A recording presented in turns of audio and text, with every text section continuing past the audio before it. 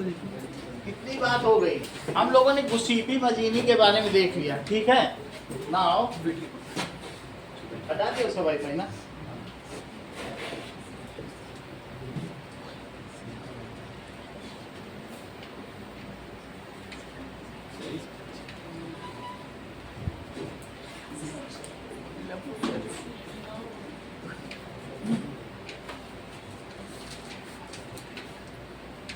Okay अब देखिए कि Italy was divided into different state. उस समय क्या था, इटली अलग अलग स्टेट में डिवाइडेड था। Eight that time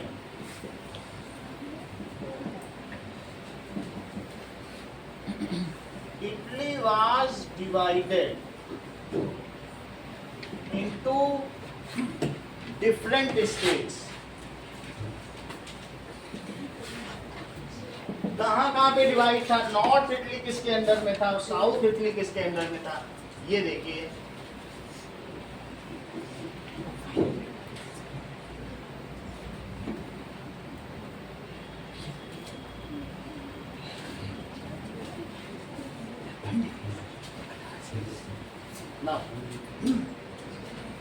Sardinia piedmont was ruled by, Sardinia piedmont पे किसका रूल था,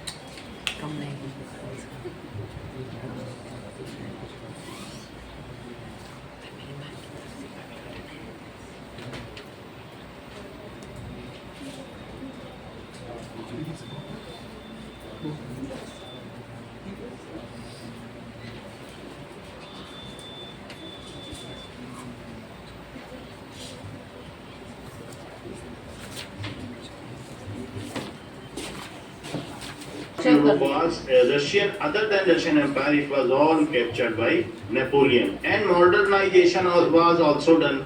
But on the other side, heavy taxes were levied on common people. This is how Napoleon Waterloo में उसकी पराजय हुई, ठीक है।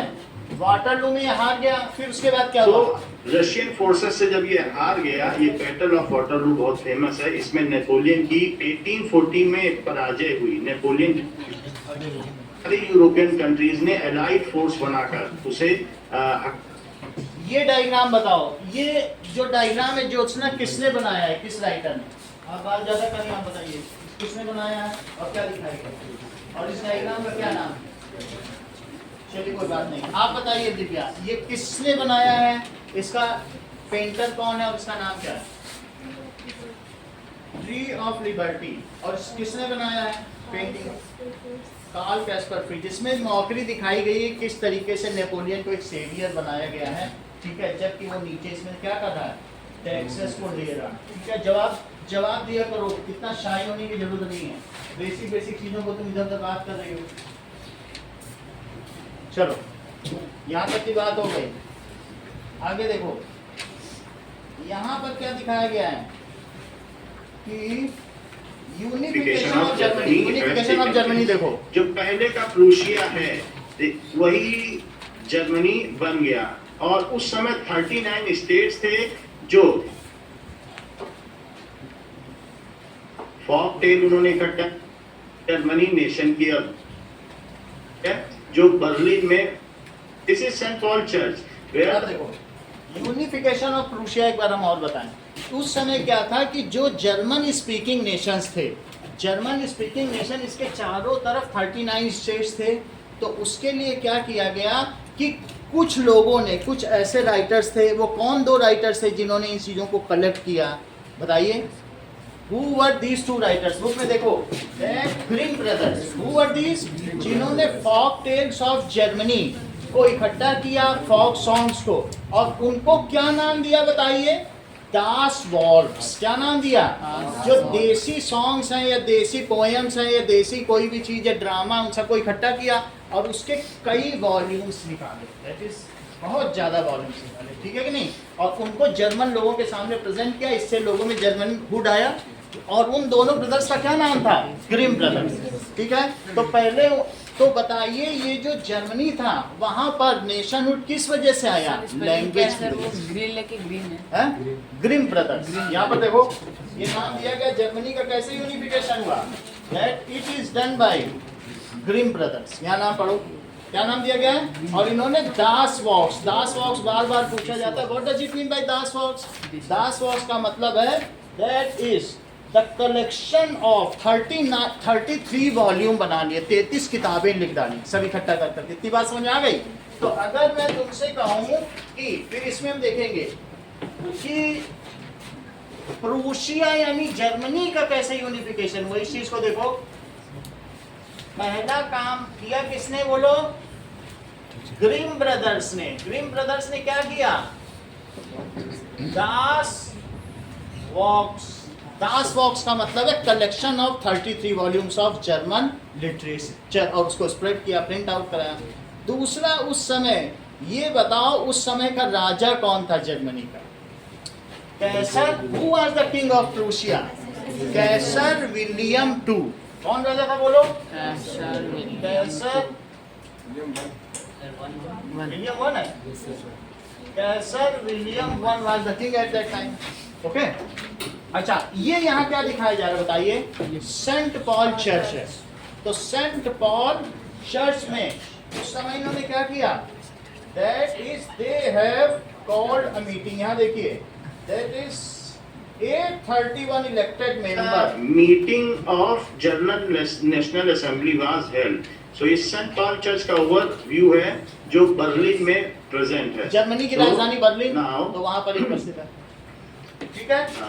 It is the in interior. अब जरा देखो सरोज, उस समय क्या हो रहा था? सब जगह नेशनलिज्म की बात हो रही थी। तुमको मालूम है फ्रांस में भी 735 को 745 वो नेशनल असेंबली में लोग पहुंचे थे, वहां भी तो नेशनल असेंबली बनती थी। तो यहाँ कितने लोग पहुंचे बोलो सेंट पॉल चर्च में? 831 इलेक्टेड रिप्रेजेंटेटिव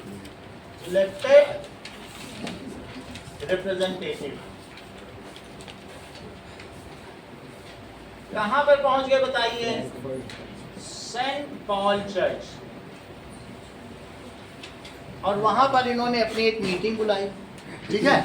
तो अब यहाँ पर सेंट पॉल चर्च में इन्होंने मीटिंग बुलाई। ये मीटिंग तुम्हारी बुक में दिखाई गई है, एक पेंटिंग देखो, दैट इज जिसको कहते हैं। और वो सेंट पॉल चर्च किस जगह पे था? वो फ्रैंकफर्ट जगह था, और फ्रैंकफर्ट बर्लिन में एक जगह का नाम। तो इसलिए इस पार्लियामेंट को क्या कहा गया? Frankfurt parliament. ये फ्रैंकफर्ट उस जगह का नाम है, फ्रैंकफर्ट, और ये बर्लिन में था। अच्छा, ये जो लोग पहुंचे कभी देखना तो इसको दिखाया गया है, इसको एनिमेट करके कि बाजे गाजे के साथ पहुंचे, पूरा बैग पाइपर बज रहा है, ड्रम नगाड़े के साथ, कि अब हमारे यहाँ नेशनलिज्म आने वाला, ठीक है? और कहाँ पहुंच गए बताइए? ये है सेंट पॉल चर्च, बुक में देखो सेंट पॉल चर्च। यहाँ पर ये जो बीच में ये पेंटिंग लटक रही है, ये किसकी पेंटिंग लटक रही है? जर्मेनिया। जर्मेनिया कौन थी बताइए? एलिगरी ऑफ जर्मनी, ठीक है? ये पेंटिंग किसके द्वारा बनाई गई है? अभी आपने पिछला वाला भी बताया था कार्ल कैस्पर, इसका भी बताओ, आप बताइए। फिलिप वीट, बताया करो, ऐसे बैठे मत रहो, ठीक है? पीछे देखो फिलिप वीट नाम लिखा है, किसने ये पेंटिंग बनाई है? ये देखो, जर्मेनिया की पेंटिंग किसने बनाई है? ये सब नाम एमसीक्यू में पूछे जाते हैं। और कार्ल कैस्पर ने किसकी बनाई है? ये तुम्हें पता चल गया। इसी तरीके से ये चीज देखो, अब यहाँ पर सब मीटिंग हुई, जर्मेनिया का बहुत बड़ा चित्र बैनर यहाँ लटकाया गया, ठीक है? अच्छा, इस मीटिंग में इन लोगों ने किसको बताया?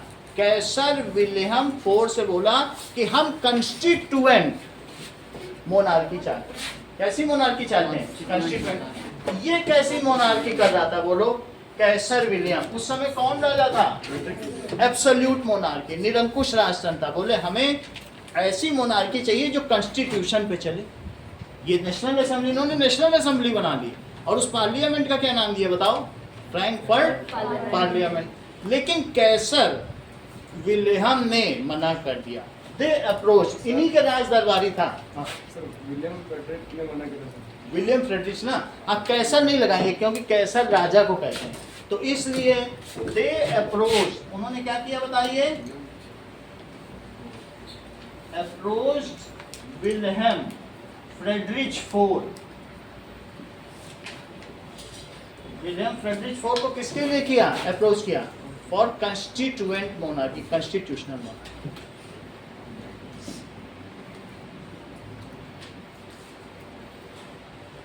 लेकिन उस समय कॉन्स्टिट्यूशनल मोनार्की बहुत बदनाम हो चुकी थी। एक राजा को बोलो कि बंधन में आ जाओ तो कोई मानेगा? तो उसने सिरे से खारिज कर दिया कि हम नहीं माने। ओके, अब बताओ यूनिफिकेशन ऑफ जर्मनी का किसके ऊपर टोटल रिस्पॉन्सिबिलिटी आ गई? Kaiser William one. इसका मिनिस्टर कौन था? Otto, that is Otto von Bismarck. Otto von Bismarck बोलो, भारत का बिस्मार्क किसे कहा जाता है? सरदार वल्लभ भाई पटेल। सरदार वल्लभ भाई पटेल ने भारत की 657 रियासतों को एक किया, जैसे इसने 39 कन्फेडरेशन को एक किया। तो जो काम बिस्मार्क ने वहां किया वही काम सरदार वल्लभ भाई पटेल ने हमारे यहाँ किया। इसलिए कई बार स्कूलों में पूछा जाता है कि भारत का बिस्मार्क कौन? तो उस समय बोलो प्रूशिया का राजा कौन था, प्रूशिया का मिनिस्टर कौन था? ये तो आपको बताना पड़ेगा। कैसर विलियम वन, और उसका मिनिस्टर कौन था? समझ में आ गई बात? तो प्रूशिया का उस समय कौन राजा था बताइए? Kaiser William one. और इसका मिनिस्टर कौन था? मिनिस्टर का नाम बताओ। Otto von Bismarck. सही है। ग्रिम ब्रदर्स ने अभी तक 33 वॉल्यूम्स लिख रखे थे। ऑटो वन बिस्मार्क ने 7 साल में 3 लड़ाइयां लड़ी। वो सुनील बता देंगे कौन कौन सी, बताओ। डेनमार्क प्रूशियन वॉर, हाँ, ऑस्ट्रियन प्रूशियन वॉर, हाँ, और फ्रैंको प्रूशियन वॉर। सही है। फ्रांस के साथ की 3 लड़ाइयां लड़ी, बिस्मार्क ने तीनों में जीत गया। और उसके बाद जर्मनी का यूनिफिकेशन हो गया। और जो 39 स्टेट्स थी ज्योत्सना, उनको क्या कहा गया बताओ? ज़ोल्वेरीन। उन्हें क्या कहा गया? ज़ोल्वेरीन, उस ग्रुप को। तो 39 स्टेट, अभी भी जर्मनी का तुम वो एम्ब्लम देखोगे उसमें वो 39 स्टेट्स बनी हुई, उसको कहते हैं यूनिफाइड जर्मनी। बोलो, बात समझ में आ गई? सिर्फ तुमसे हम 3 नाम पूछते हैं जिन्होंने जर्मनी के यूनिफिकेशन में योगदान।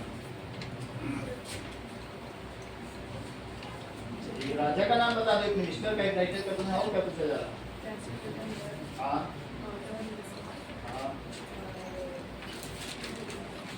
Grimm brothers. सही है।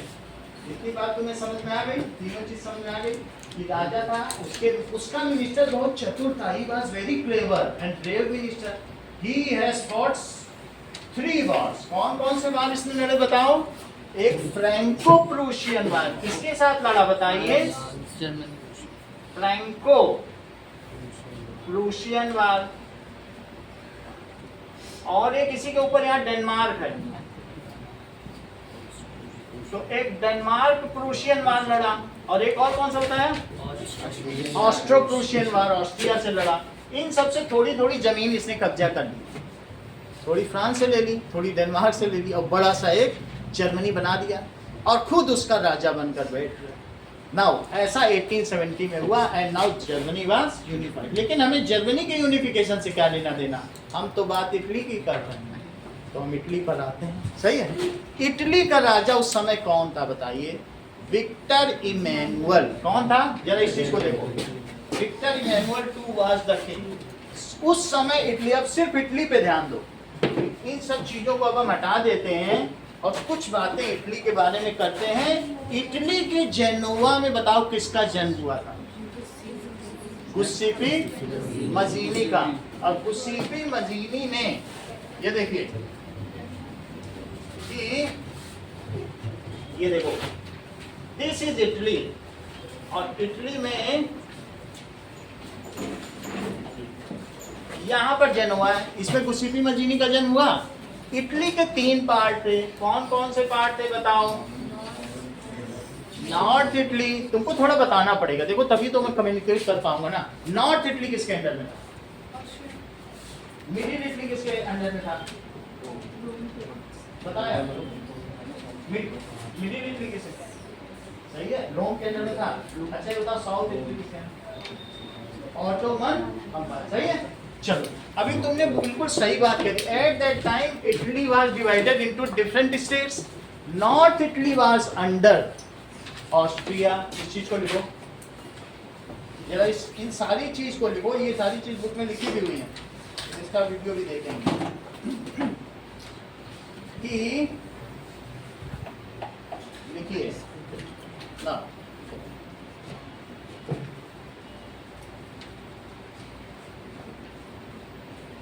नॉर्थ वाज, लिखो north Italy was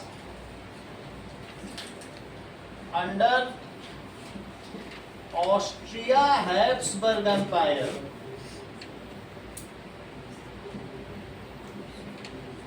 middle Italy was under Rome, Rome इतना पावरफुल नहीं रह गया था। And south Italy was under, south Italy किसके अंडर में था? South Italy was under Ottoman empire, जैसा इन्होंने बताया, सुल्तान के अंडर में था। ठीक है, अच्छा उस समय ये जो साउथ इटली था और ये ऑटोमन एम्पायर है, यहाँ का एक लड़ाका था गुसिपी गैरिबाल्डी, फ्रीडम फाइटर था। उसने कहा सार्डिनिया पीडमन, इस समय यहाँ का राजा कौन था बताओ? At that time who was the king of Sardinia Piedmont? ये सार्डिनिया रहा, ये पीडमॉन्ट आप बता दो। करेक्ट, विक्टर इमैनुअल, इसकी छोटी छोटी दाढ़ी थी। दैट इज, इस चीज को देखें। सो एट दैट टाइम देखो, विक्टर इमैनुअल, कुछ भी बताना है तो वो यूनिफिकेशन ऑफ इटली बुक में बोल लो, ये तुम्हें हेल्प करेगा। उसी से देख के बताओ, अपनी तरफ से कुछ मत बताओ। देखो यानी ऑटोमन बिस्मार्क की पूरी कहानी यहाँ लिखी है। अगले पेज पे आ जाओगे तो unification of Italy, Italy unified, यहीं से देख देख के बताओ। इटली यूनिफाइड है, यहाँ से पढ़ के बताओ सर। ओके, तो अब इसमें क्या कहा गया बताइए, ये सारी चीज लिख दी गई है। तो now that is at that time Victor Emmanuel, Victor Emmanuel 2 है, चेक करो कौन राजा था। विक्टर इमैनुअल 2 किसका राजा था बताइए? सार्डिनिया पीडमॉन्ट। ठीक है, he was the king of, ये ऊपर वाला सार्डिनिया है और नीचे क्या है? Piedmont. was king of Sardinia Piedmont and his minister, clever minister का क्या नाम है? was Camillo de Cavour. तो क्या नाम था? Camillo de Kabul.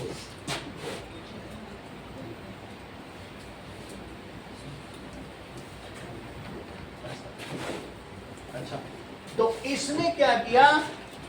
थोड़ी बहुत टैक्टिस से इस पूरी इटली को यूनिफाई कर, अब ये इटली बनने जा रहा है। ये सब मिलके क्या बन जाएगा? इटली बन जाएगा। तो now they have taken the responsibility to unify Italy. They have taken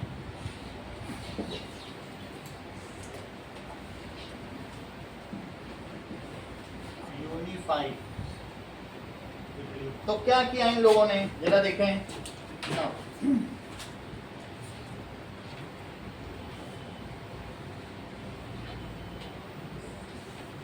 By diplomatic alliance उसने ऑस्ट्रियन फोर्सेस को हरा दिया। कैमिलो डी कावूर ने काम किया, मंत्री ने क्या काम किया बताओ? इसने एक वार लड़ा, किसके साथ वार लड़ा? ऑस्ट्रिया के अंदर में था। तो उसने कई आसपास के राजाओं को मिला के एक वार लड़ा और ऑस्ट्रिया की शक्तिशाली फोर्स को हरा दिया, अलायंस कर लिया, आसपास के राजाओं से अलायंस किया। और उसने क्या किया? Camillo de Cavour was a clever minister, so by diplomacy he has fought, अगल बगल वालों को मिला लिया और उसने किसको हरा दिया बोलो? अच्छा, इसने अगर ऑस्ट्रिया को हरा देगा तो इसके अंडर में क्या आ जाएगा? North Italy. रोम ने कहा हम तुमसे लड़ना नहीं चाहते, ले लो मेरा। रोम ने इसे ही दे दिया। सर हाँ, यहाँ पे वो सेंट्रल पार्ट पोप में लिखा है। सेंटर वो रोम ही तो पोप है, रोम वेटिकन सिटी वही पोप है। रोम में ही जो वेटिकन सिटी है वहाँ पोप है, ठीक है। आप पोप लिख दें, पोप तो एक वहाँ धार्मिक गुरु होता है। पोप कौन है वहाँ का? अब वो रोम का ही है, रोम की तो वेटिकन सिटी है, वो सिमट कर वेटिकन सिटी रह गई जहाँ 700 लोग रहते, सही है। तो इट वाज अंडर रोम। बहुत जगह रोम भी लिखा है, बहुत जगह तुम पोप लिखना चाहो, ये सब एक ही है। पोप वहाँ धार्मिक गुरु है। अब ये देखो, तो बताइए इसने क्या किया? कैमिलो डी कावूर ने, ही has fought A war, diplomatically fought A war with Austria, और बोलो क्या अपने कब्जे में ले लिया? नॉर्थ इटली ले लिया। अच्छा बताओ फिर ये जो मिडिल इटली था या सेंट्रल इटली वो कैसे आया? रोम ने दे दिया। गुसिपी गैरिबाल्डी एक लड़ाका था, उसने बोल दिया कोई सेना ना भेजो, हम वहीं के आदिवासी उनको अपनी तरफ मिला लेंगे, ऑटोमन एम्पायर को हरा देंगे। ऐसे ही हरा दिया, समझ आई? तो गुसिपी गैरिबाल्डी और गुसिपी मेजीनी का इसमें होगा।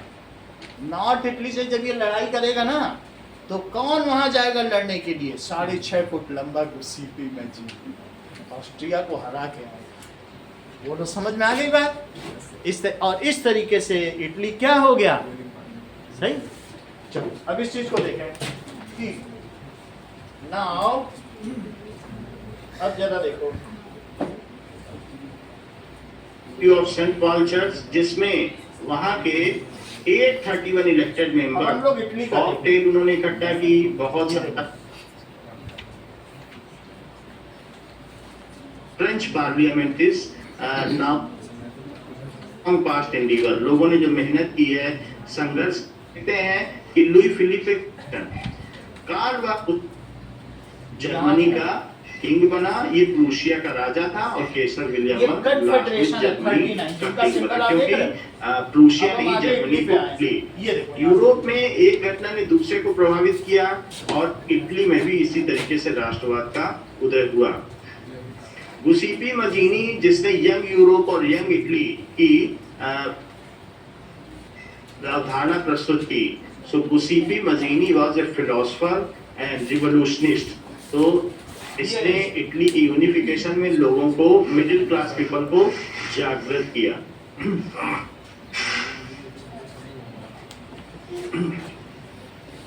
यंग इटली का फाउंडर इसी को कहा जाता है। ये So, बुक भी Giuseppe Mazzini, it is the founder of Young Italy and Young Europe. वो ये दिखाया जा रहा है, वो फाउंडेशन कर रहा है यंग इटली का, साइन कर रहा है, सही है। तो मतलब कि हम एक नई इटली बनाएंगे, ऐसा पेपर साइन कर रहा है। देखो कितना बड़ा So, है, a tall personality, देखो कितना बड़ा है। Giuseppe Mazzini marching forward for the unification of Italy. ये कौन है बताओ? उस समय गुसिपी गैरिबाल्डी भी नेवी इटली के ये किसी भी गैरिबाल्डी नहीं, ये विक्टर इमैनुअल II है। ये कौन है? विक्टर इमैनुअल II है, ठीक है। ये कहाँ का राजा था? सार्डिनिया पीडमॉन्ट का। अब आगे यूनिफिकेशन में मदद की।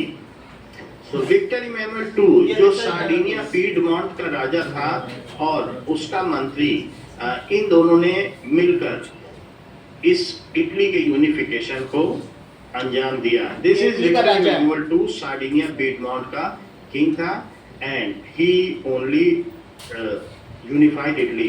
इटली उस समय थोड़ा सा ऑटोमन एम्पायर यानी खलीफाओं के अंडर में था, थोड़ा ऑस्ट्रिया के अंडर में था, थोड़ा रोम के अंडर में था। तो उन सबको यूनिफाई करने की जिम्मेदारी विक्टर इमैनुअल II को मिली and Victor Emmanuel II led the unification of Italy. अब आगे देखिए, ये सब तो इन्हीं का ही है। So this is the photo of Victor Emmanuel II, जो कि सार्डिनिया पीडमॉन्ट का राजा था।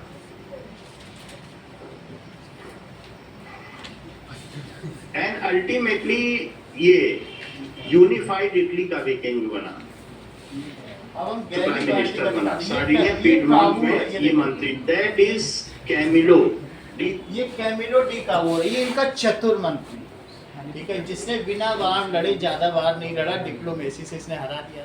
अब हम देखेंगे कि एक इनका, ये कौन है, ये तो काबूर है, ये कौन है, ये गैरीबाल्डी। ये गैरीबाल्डी एक ट्रेटर था, ये लड़ाका है।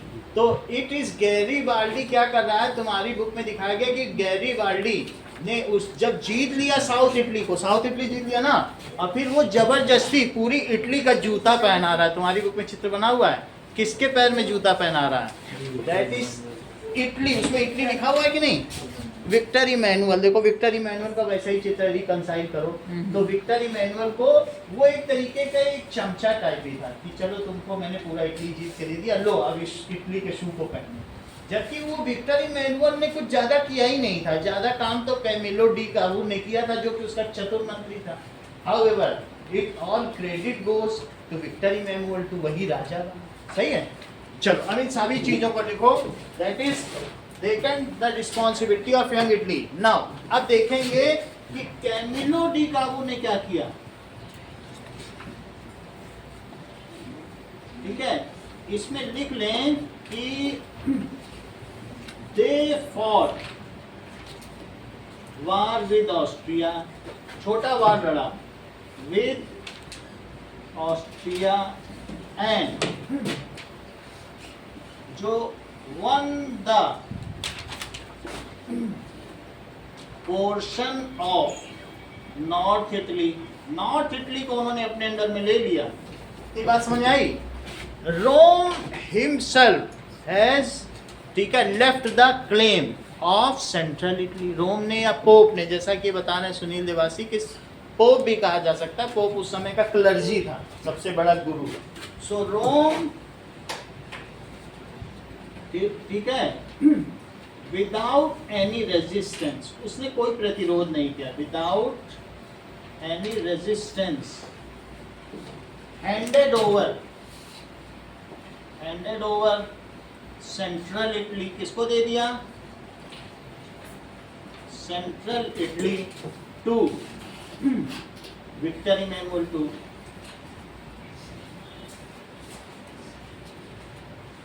और फिर इसके बाद ये बताओ, आयुषी जो साउथ इटली थी उसको किसने आजाद कराया, नाम बताओ, बोलो आदित्य, किसने आजाद? गुस्सीपी गैरीबाल्डी, यही है। ये कौन है, देखो इसको पूरा देखो, इसमें क्या लिखा है, गैरीबाल्डी, गुस्सीपी गैरीबाल्डी। ठीक है, वो एक लड़ाका था, वो क्या था, ट्रेटर। वो वहां के लोकल पर्सन से मिल गया, जो वहाँ के रहने वाले थे, और कबीलों से मिल गया, बोले तुमको आज़ादी चाहिए, ये ऑटोमन तुमको नुकसान पहुंचा रहा, हम आजाद। So Giuseppe Garibaldi with help of local groups, उसने किसको आजाद करा दिया बताइए, गुसेप्पी गैरीबाल्डी।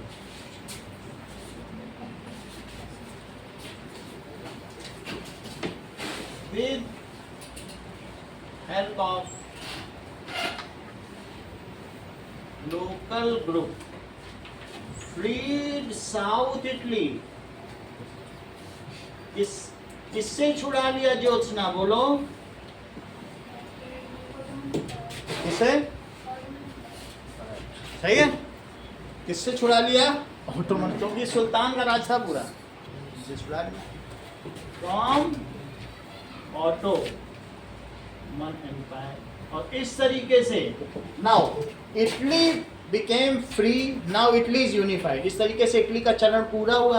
ये तीन चीजें और ये दो मिलके आज भी यही इटली कहलाती हैं। So Italy is now unified and who became the king, उस समय किंग कौन बना, विक्टर इमैनुअल टू। चलिए, 4 लोगों का इसमें श्रेय जाता है। Now Italy became unified.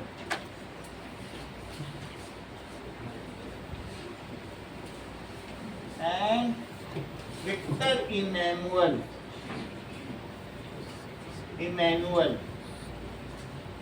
II became King of Italy. और उस समय उसका प्राइम मिनिस्टर कौन बन गया? कैमिलो डी काबूल उसका प्राइम मिनिस्टर बन गया। ठीक है, अगला चीज देखें, ये बात हो गई इटली कैसे यूनिफाइड हुआ। अब हम देखेंगे यूनिफिकेशन और इसने बहुत सारे क्षेत्र लोकल पब्लिक की मदद से जीतकर इटली में यूनिफाई किए।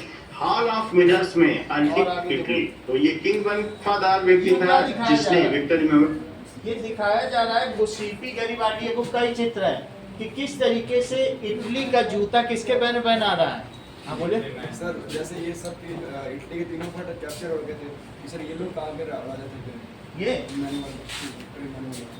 ये सार्डिनिया पीडमॉन्ट के, ये छोटे छोटे आइलैंड जो इधर है ना उसके राजा थे, लेकिन ये लोग भी वही भाषा बोलते थे। तो किसी न किसी ने टास्क टेक ओवर किया। जैसे यहाँ प्रूशिया के राजा ने टास्क टेक ओवर किया कि हम प्रूशियन बोल रहे हैं, जर्मनी बोल रहे हैं, तो हम सब जर्मन को एक करेंगे। तो बोलो इटालियन बोलने वालों में किसने ये टास्क टेक ओवर किया? इस छोटे से आइलैंड के सार्डिनिया और पीडमॉन्ट के राजाओं ने। और उन्होंने जब सब जीत लिया सब इटली भाषाई लोगों को, तो उसे फिर इटली कह दिया। और फिर ये जब ये इसी ने सब जीता तो फिर नेशनहुड क्या है? लैंग्वेज के आधार पर नेशनहुड आई। इन दो जगहों पे किसके आधार पर आई? लैंग्वेज। अच्छा, तुमसे जब पूछा जाएगा प्रूशिया में किस वजह से आई, तो तुम कह सकते हो कल्चर के आधार पर। कल्चर के आधार पर हुई थी ना, ग्रीन ब्रदर्स ने कल्चर को एक साथ किया था।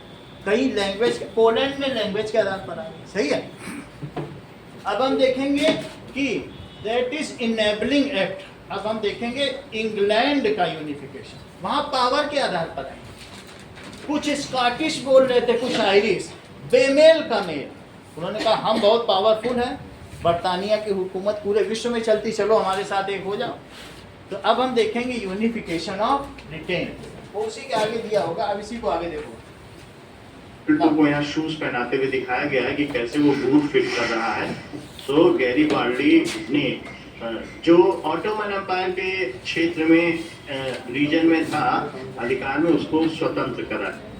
This is again the picture of Garibaldi, जो लोकल पीपल की मदद से पिंक कलर, ये अलग अलग लोगों के शासन में था। ग्रीन ऑस्ट्रिया के अंडर में था, पिंक रोम के अंडर में। आप देख सकते हैं कि this is the Italy pink. ये अपने बुक में देखो, बुक में 3 अलग अलग कलर में है, सब दिखाया गया है। ये ऑटोमन एम्पायर में है, that is kingdom of Sicilies, और जो सेंट्रल है वो रोम के एम्पायर में है। ठीक है, और जो ऊपर वाला है वो ऑस्ट्रिया में, और ये सार्डिनिया पीडमॉन्ट। बोलो बात समझ आ गई? अब सब मिल गया तो सारे किस कलर के हो गए? That is blue colour, blue colour, green colour, ये अलग अलग लोगों के शासन में था। ग्रीन ऑस्ट्रिया के अंडर में था, पिंक रोम के अंडर में था, चर्च के अंडर में, और ब्लू 2 सिसिलीज अलग अलग सिटीज थे, उनका किंगडम है। And it is unified Italy. It is the 3D diagram. ये इटली की टोपोग्राफी है। ये दिखने में इटली ऐसा दिखता है, देखो कुछ कुछ पोर्शन उठा है, बगल में बीच भी बने हुए हैं, ये टोपोग्राफी है। अब आगे की बात करें, अब हम देखेंगे टेकन प्लेस। ऑटोमन एम्पायर ने वहां पर 18 एक्ट दिया, को इनोसेंट ग्रीस को मार दिया गया। और now we will see how the Greek war of independence has taken place. Ottoman empire ने वहां एक्ट दिया, has taken on Greece and English court, the freedom और death. So such was the. अब देखिए हम लोग इंग्लैंड का वार देखेंगे। इस पर ग्रीस पर सीजर्स, देन यू। ये देखो, Now Britain was unified with Scott। इस झंडे में तुमको कितने झंडे दिख रहे हैं? नाउ यूनिफिकेशन ऑफ ब्रिटेन, क्या इस झंडे में तुमको 3 झंडे दिख रहे हैं? यही कहानी है यूनिफिकेशन ऑफ ब्रिटेन।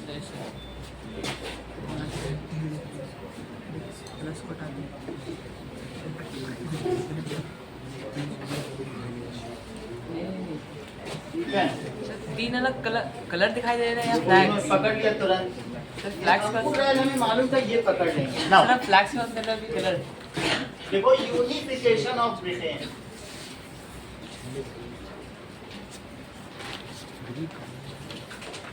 चलिए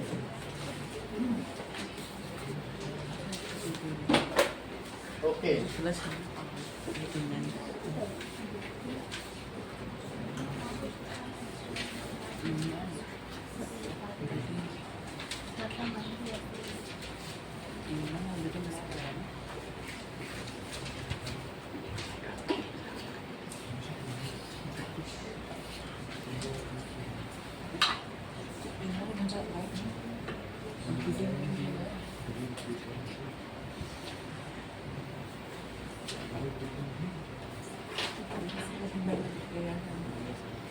ओके आगे को देखो, क्वेश्चन पूछा गया है how the England established supremacy over Scotland and Ireland, ठीक है, and how the Britain was unified. तो सबसे बड़ी चीज क्या है कि ब्रिटेन में कैसे एकता आई।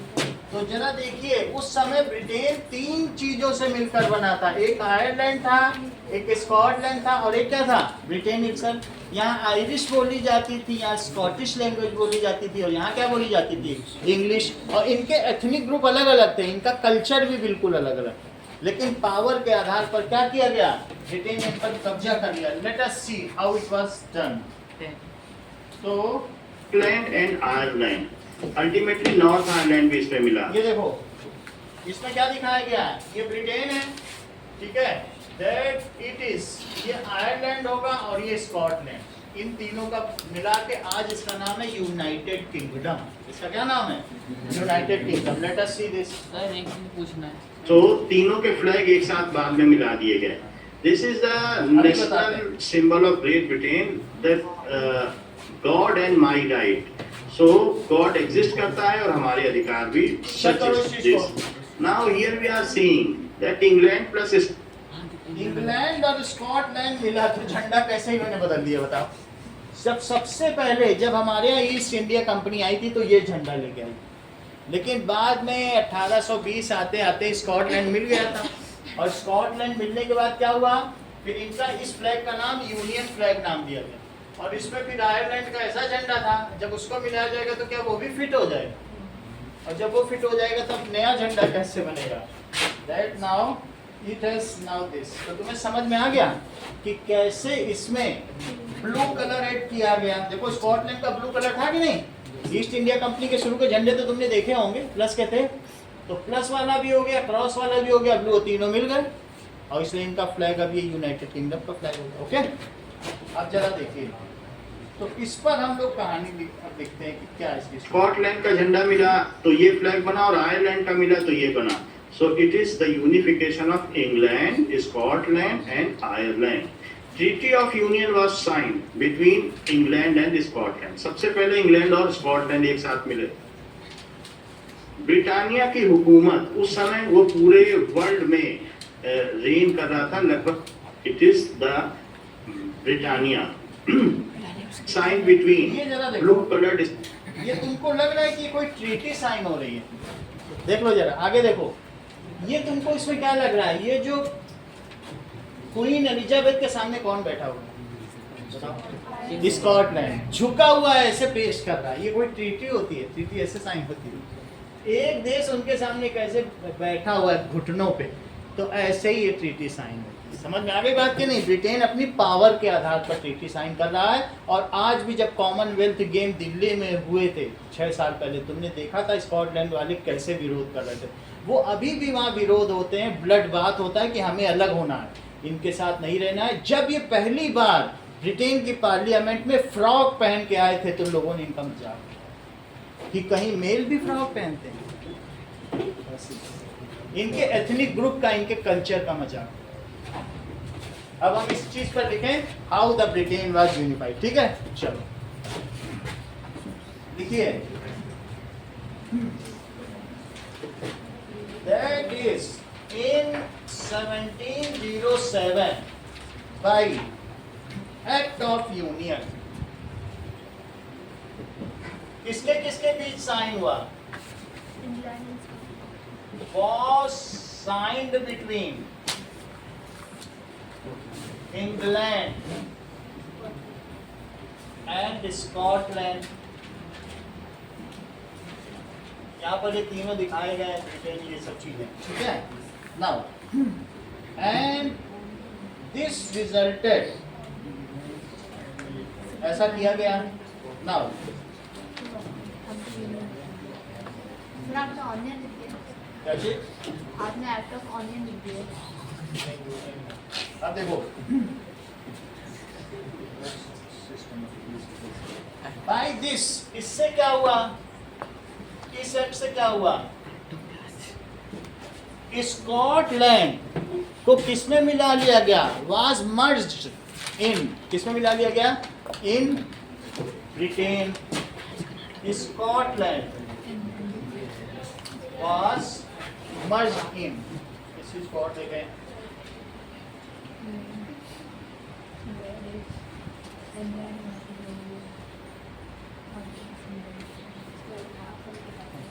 ठीक है, was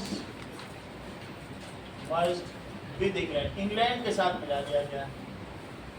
and the culture and language of Scotland was systematically suppressed, धीरे धीरे उनको दबाया गया, उनकी निंदा की गई। एंड कल्चर एंड एथनिसिटी, और भी जो चीजें थी उनके पास, of Scotland was systematically suppressed. इसके बाद क्या किया गया, now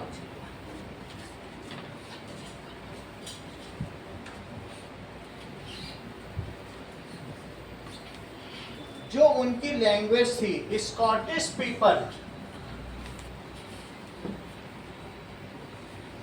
were forbidden to speak their language.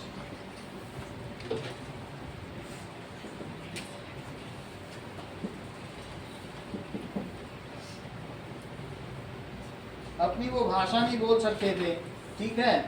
Can not wear their dress, जो उनकी ड्रेस थी उनको नहीं पहन सकते थे। Can not wear their dress. Many of the Scottish people even were exiled from their own native land. कईयों को तो उनके देश से निकाल दिया गया कि यहाँ इंग्लैंड वाले बसेंगे, जो अच्छी अच्छी जगह थी उन सब से किसको हटा दिया गया, Scottish. So many Scottish people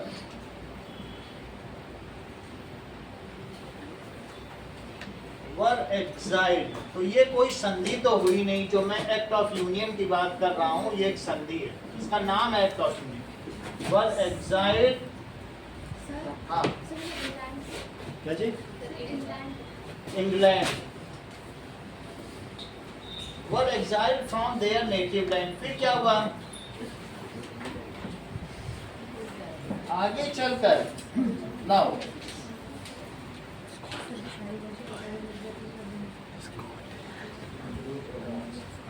Now England imposed its dominance over Ireland and forcibly merged Ireland into it and now called the unified nation as, क्या कहा बताइए, यूनाइटेड किंगडम। सर स्कॉटलैंड है कि स्कॉटलैंड है? बताइए, स्कॉटलैंड है। Scotland sir double T की single T होता है कहाँ पे बताइए, सर ये एक ही है,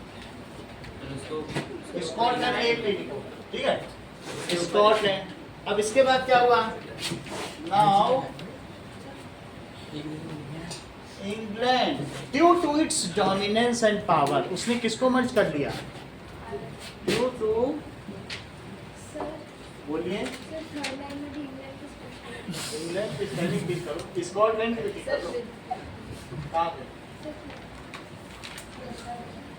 ठीक है, इतनी बात।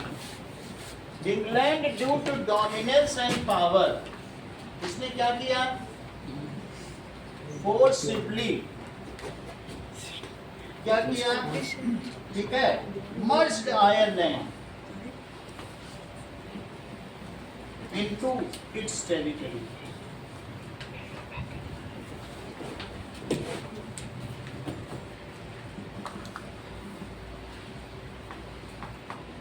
और फिर उस जगह को क्या कहा गया, टेरिटरी में मिला दिया गया, and named it as United kingdom.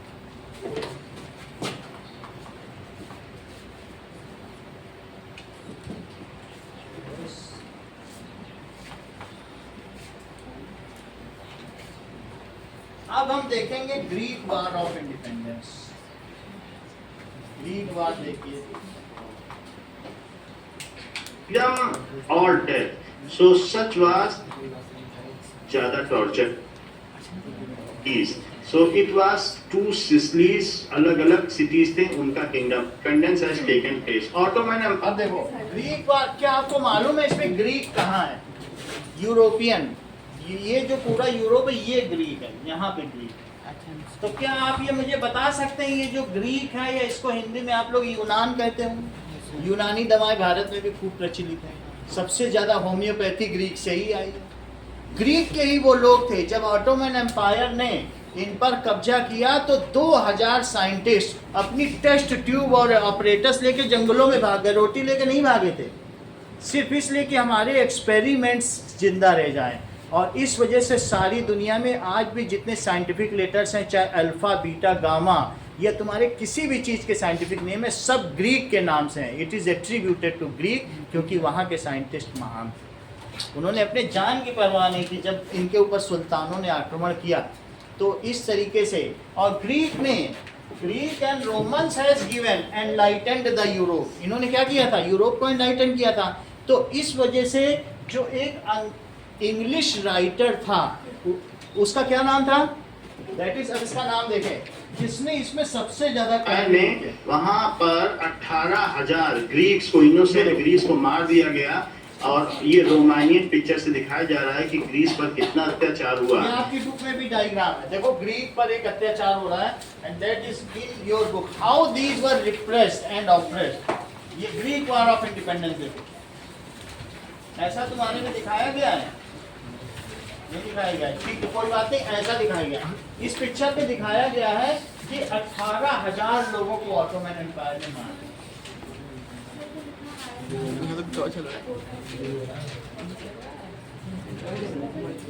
मरे कब लगे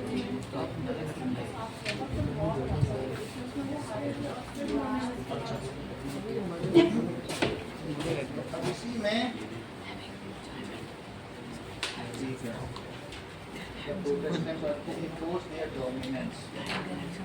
वार लिखा है इसमें, क्या फेल्ड रिवोल्ट, वार वर्ड तो उसमें कहीं लिखा नहीं है, ठीक है। After the failed revolt is United Ireland was forcibly incorporated under the act of union. एक रिवोल्ट हुआ था, और फिर उसके बाद उसी एक्ट ऑफ यूनियन के तहत 1801 में उनको भी उन्होंने फोर्सिबली कर दिया, ठीक है। 2 ग्रुप तो रहते थे, एक ग्रुप को उन्होंने मिला लिया था, और फिर इसके बाद जो रिवोल्ट था उसको सप्रेस कर दिया। समझ आए? इसके बीच में कहानी अगर आप उसे पढ़ेंगे 2-3 लाइन और पता चल जाएगी। उस रिवोल्ट को सप्रेस कर दिया और उसी एक्ट ऑफ यूनियन में उनको भी मिला दिया। अब हम लोग देखेंगे ग्रीक वार ऑफ इंडिपेंडेंस। देखो ग्रीक ने पूरे यूरोप को ज्ञान दिया, इंटेलेक्ट दिया, has taken place. Most of the European countries have supported the बहुत ज्यादा टॉर्चर किया। This is the flag of Greek, ठीक है।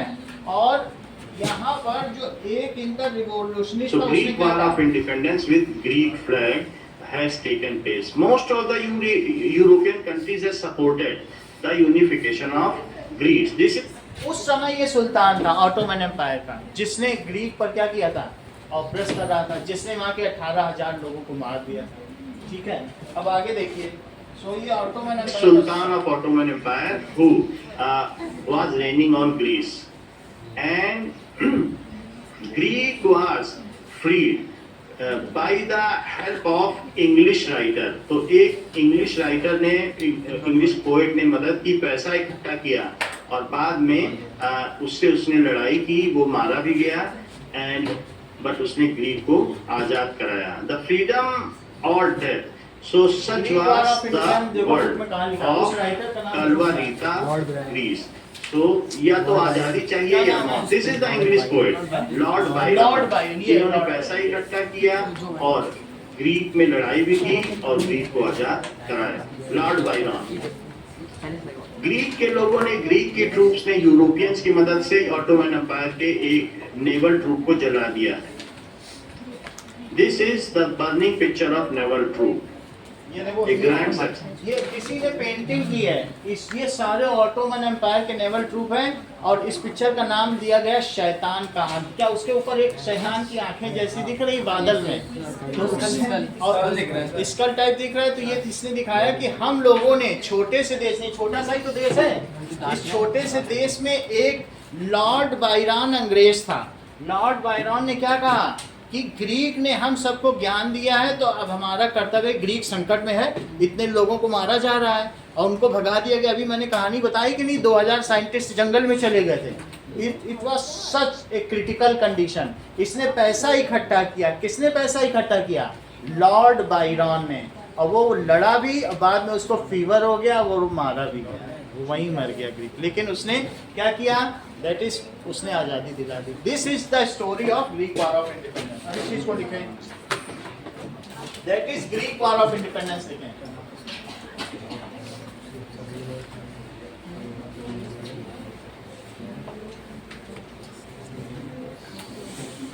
नाउ ये बुक में कहाँ लिखा है ग्रीक वॉर ऑफ इंडिपेंडेंस? कहीं नोट है?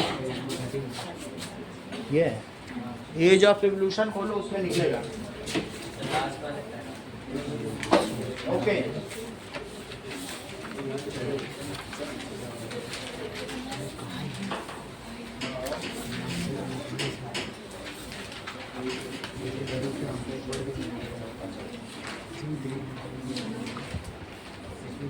अपनी बुक देने से मेरे में प्रिंट सही नहीं. कहाँ पे है? ये है ना. ना अब लिखो,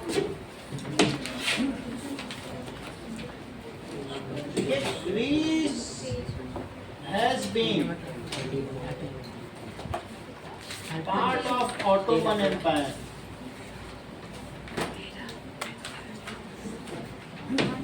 ये ऑटोमन एम्पायर का पार्ट था since 15th century. Okay. Now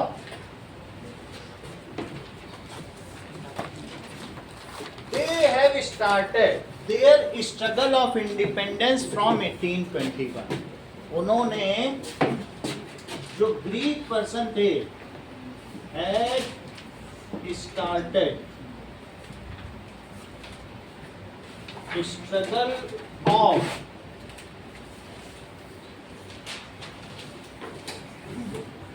struggle of independence शुरू कर दिया in 1821.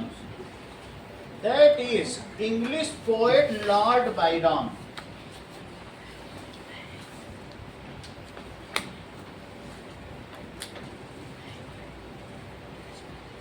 ने क्या किया? Organised fund and fought war for independence of Greece.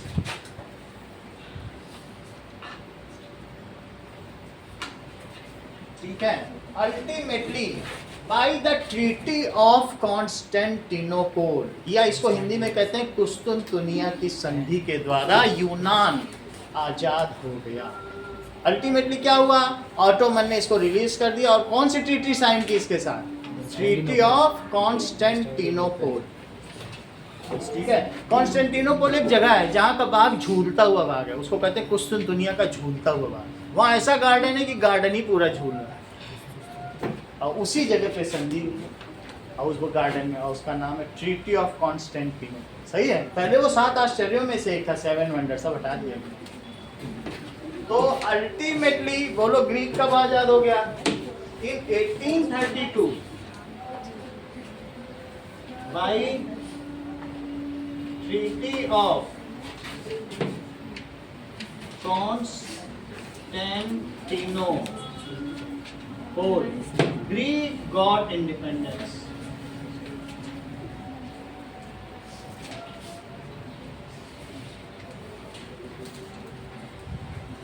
इतनी बात हो गई।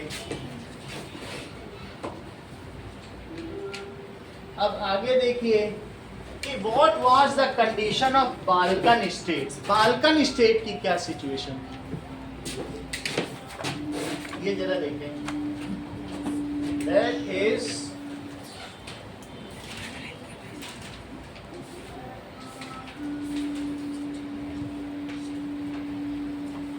बाल्कन स्टेट्स इन यूरोप में। अब ये देखो, इसमें ये दिखाया गया है कि बाल्कन स्टेट्स कहाँ हैं। बाल्कन स्टेट्स इन वर्ल्ड में अभी बताएं।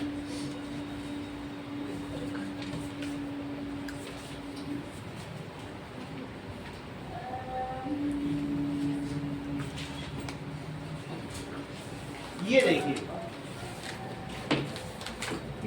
इस मैप में आप इटली देख रहे हैं। इटली के बगल में ये सारे राज्य बाल्कन स्टेट्स। बाल्कन स्टेट्स का मतलब उसे बाल्क्स कहते हैं। उस जगह के जो ग्रुप है, जो नोमैड्स लोग, उनको क्या कहते थे? बाल्क्स। उस जगह के आदिवासियों का नाम। अच्छा, इनका क्या था बताओ? Bosnia Herzegovina, Bulgaria, Macedonia, Albania, Turkey, ये सब अलग अलग राज्य थे। सही है, बाल्कन स्टेट्स में। ये सब किसके अंदर में थे बताओ? ऑटोमन। किसके अंडर में थे? अच्छा, ऑटोमन एम्पायर के बारे में तुम्हें कुछ कहानी पता है? जब पैगंबर मोहम्मद या प्रॉफेट मोहम्मद की मृत्यु हो गई तो क्या हुआ होगा बताओ? उसके बाद उसमें खलीफाओं के लिए लड़ाई होने लगी, ब्लड बात होने लगा। कोई कहता था हम खलीफा बनेंगे, कोई है ना, तो अली बकर बनता था, तो कहीं कोई बन जाता था। उनमें लड़ाइयाँ होती थी। अच्छा बताओ, जब राजा के लिए ही लड़ाई होगी तो क्या वो होल्ड कर पाएंगे अपने आसपास की स्टेट्स को? और जो बाल्कन स्टेट्स थे वो कैसे थे? ऐसे थे। ये जो पूरी टेरिटरी, जैसे ये पहाड़ है और पहाड़ के बीच जमीन, फिर यहाँ भी पहाड़, फिर इसके बाद यहाँ जमीन, फिर चारों तरफ पहाड़। यानी एक जगह का आदिवासी ग्रुप दूसरी जगह नहीं जा सकता। पहाड़ फिर जमीन। यानी अगर मैं मैकेडोनिया का हूँ तो वो हर्जेगोविना से अलग है। इसी तरीके से आप अलग अलग नाम देख लो तो रोमानिया के चारों तरफ पहाड़, बुल्गारिया के चारों तरफ पहाड़। तो जब इन लोगों ने देखा अरे वहां पर ऑटोमन में झगड़ा शुरू हो गया है खलीफट के लिए, इन्होंने अपने अपने आप को बोल दिया सब आ जा। इतने ही वो बात समझ में आ गई। How the Balkan got states got independence when there was, क्या हो चुका था बताइए? There was some battle between जो ग्रुप्स थे, so for that is caliphate, then these have announced their freedom of independence and they became free. सही है, इतना ही रखिए।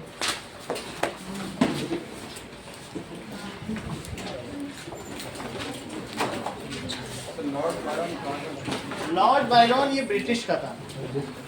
कल इसके क्वेश्चन आंसर हम करा देंगे, ठीक है? क्वेश्चन आंसर करा देंगे। एक ही चैप्टर आ रहा है ना अभी। इसके सर ये इंग्लैंड और ग्रेट ब्रिटेन अलग अलग एक ही साथ में। इंग्लैंड एक जगह थी, अब जब इसने स्कॉटलैंड को मिलाया, ग्रेट ब्रिटेन बन गया, आयरलैंड को मिला दिया तो यूनाइटेड किंगडम। और सर अभी भी जो फिर इंग्लैंड डिवीजन करती है